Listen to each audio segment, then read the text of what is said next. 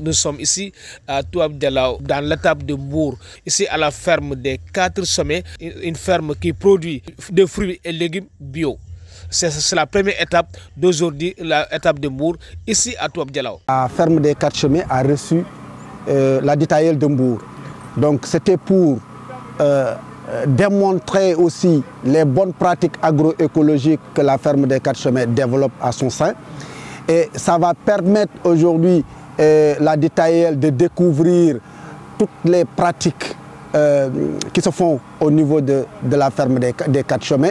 Et ça va impacter positivement à la stratégie nationale qui est en train d'être peaufinée pour qu'on puisse mettre ces pratiques au niveau même du gouvernement du Sénégal, pour que les gouvernants du Sénégal tiennent compte aussi des pratiques, des enjeux et des défis et les problèmes que rencontre aujourd'hui l'agroécologie.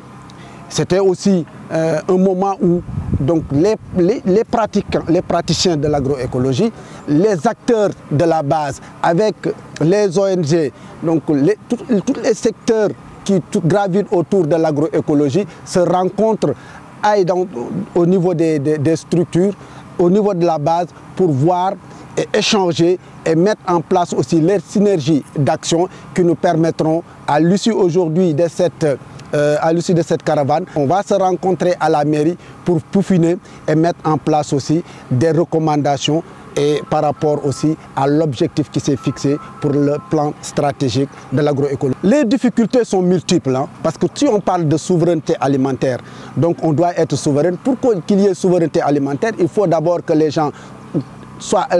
terres soient accessibles aux producteurs. L'eau aussi constitue un énorme problème. Et à notre niveau aussi, au niveau de Toubab Dialaw, nous sommes confrontés à un problème majeur, parce que c'est le problème du port de Ndayane. Aujourd'hui, nous sommes confrontés à ce port où la ferme des 4 chemins risque de disparaître par rapport à ce port. Maintenant, nous, ce qu'on propose, c'est que la ferme des 4 chemins, toutes les structures qui sont autour du port de Ndayane soient prises comme un poumon vert, et qui va répondre aussi un peu les gaz à effet de serre pour qu'au moins on atténue un peu ces problématiques qui gangrènent ce secteur-là. Parce que vous savez, Toubab Dialaw est le poumon vert, donc c'est le seul lieu où Dakar respire et Mbour aussi respire, et on est là prêt à perdre cette surface qui est tellement importante pour nous. On a vu la participation de beaucoup d'acteurs dans différents secteurs, que ce soit le secteur de la pêche, le secteur de l'agriculture, le secteur de l'élevage et autant d'autres secteurs. Donc nous sommes très heureux en tout cas d'avoir participé à cette caravane très importante où on a vu quand même beaucoup d'initiatives, parce que c'était le but quand même de faire des visites au niveau de ces initiatives, de ressortir en tout cas ce qu'il y a au niveau de Mbour comme initiative agroécologique au niveau du Sénégal.